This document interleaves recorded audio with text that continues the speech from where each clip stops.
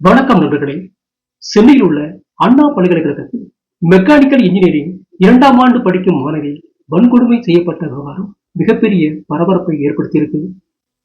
சம்பந்தப்பட்ட அந்த மாணவி சென்னை கூட்டுப்புறம் காவல் நிலையத்தில் அளித்த புகாரை அடுத்து அதன் பேரில் நடவடிக்கை எடுக்கப்பட்டு வருகிறது. அவர் அளித்த புகாரில் கடந்த டிசம்பர் 23ஆம் தேதி அன்று இரவு 7:45 மணிக்கு எனது காதலருடன் இருந்தபோது அண்ணா பல்கலைக்கழக நெடுஞ்சாலை ஆய்வகத்தின் பின்புற வழியாக வந்த 2 ஆண்கள் எனது காதலனையும் என்னையும் தாக்கினார்கள். இந்த தாக்குதலில் பயந்து போன எனது காதலர் ஓடிவிட்டதால் அந்த வாய்ப்பை பயன்படுத்தி அவர்கள் 2 பேரும் என்னை உறவு கொள்ள வருமாறு மிரட்டினார்கள். அப்போது மாதவிடாய் ஏற்பட்டுள்ளதாக நான் கூறிய போதும் அவர்கள் என்னை கட்டாயப்படுத்தி உறவு கொண்டதாக அந்த புகாரில் அந்த பெண் தெரிவித்திருக்கிறார். இதையடுத்து போலீசார் மத்திய அரசு கொண்டு வந்துள்ள பாரதிய நியாய சங்கீதா சட்டப்பிரிவை கையில் எடுத்து அந்த மாணவி சொன்ன அங்க அடையாளங்கள் மற்றும் சிசிடிவி கேமரா ஆதாரங்களை வைத்து ஞானசேகரன் என்ற அந்த நபரை கைது செய்திருக்கிறார்கள். அதன் பிறகு அந்த நபரிடத்தில் நடத்தப்பட்ட விசாரணையில் அவர் அண்ணா பல்கலைக்கழக வளாகத்திற்கு பின்புறம் ஒரு பிரியாணி கடை வைத்திருப்பதாகவும் பிரியாணி கடை வியாபாரம் முடிந்ததும் அண்ணா பல்கலைக்கழகத்தின் சுவர் ஏறி குதித்து உள்ளே செல்லும் அவர் அங்கு யாரேனும் காதலர்கள் பேசிக் கொண்டிருந்தால் அவர்களை மறைந்திருந்து வீடியோ போட்டோக்கள் எடுப்பதை வாடிக்கையாக வைத்திருப்பதாக கூறியிருக்கிறார். பின்னர் தான் எடுத்த வீடியோக்களை அந்த பெண்களிடத்தில் காட்டி மிரட்டி பலாத்கார சம்பவங்களில் ஈடுபட்டு வந்ததாகவும் தெரிவித்திருக்கிறார். இந்த நிலையில் இந்த ஞானசேகரன் குறித்த ஆதாரத்தை நேற்று வெளியிட்டிருந்த தமிழக பாஜக தலைவர் அண்ணாமலை இந்த நபர் திமுகவை சேர்ந்தவர் என்ற ஆதாரத்தை வெளியிட்டு பரபரப்பை ஏற்படுத்தியிருக்கிறார். அது குறித்து அண்ணாமலை வெளியிட்டுள்ள செய்தியில் அண்ணா பல்கலைக்கழக மாணவியை வன்கொடுமை செய்த ஞானசேகரன் என்ற நபர் திமுகவின் சைதை கிழக்கு பகுதி மாணவரணி துணை அமைப்பாளராக இருப்பதாக தெரிவித்துள்ளார். அதோடு இந்த திமுக நிர்வாகி மீது பதிவு செய்யப்பட்ட அனைத்து வழக்குகளும் கிடப்பில் போடப்பட்டுள்ளன.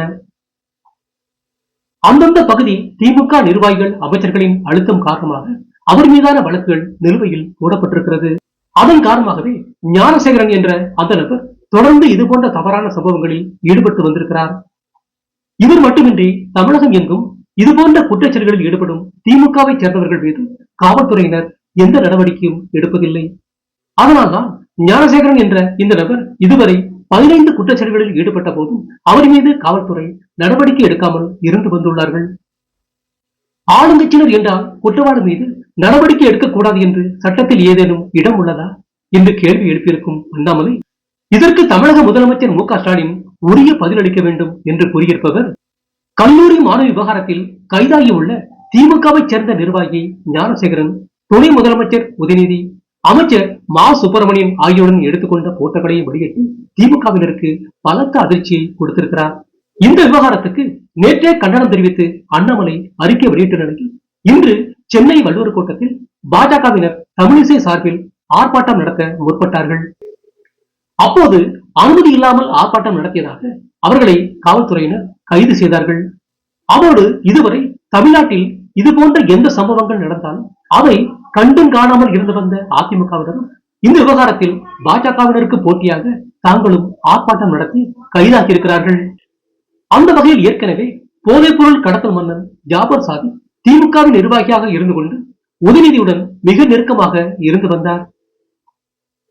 அதோடு திமுக சேலத்தில் நடத்திய இளைஞரணி மாநாட்டின் போது அவருக்கு பண உதவியும் செய்திருந்தார். இப்படி ஏற்கனவே ஒரு போதைப் பொருள் குற்றவாளி உதயநிதியுடன் தொடர்பில் இருந்து வந்த செய்தி வெளியான நிலையில் தற்போது திமுகவை சேர்ந்த ஒரு பாலியல் குற்றவாளியும் உதயநிதியுடன் தொடர்பில் இருந்து வந்திருக்கிறார் என்ற செய்தியை வெளியிட்டு பரபரப்பை ஏற்படுத்தியிருக்கிறார் பாஜக தலைவர் அண்ணாமலை.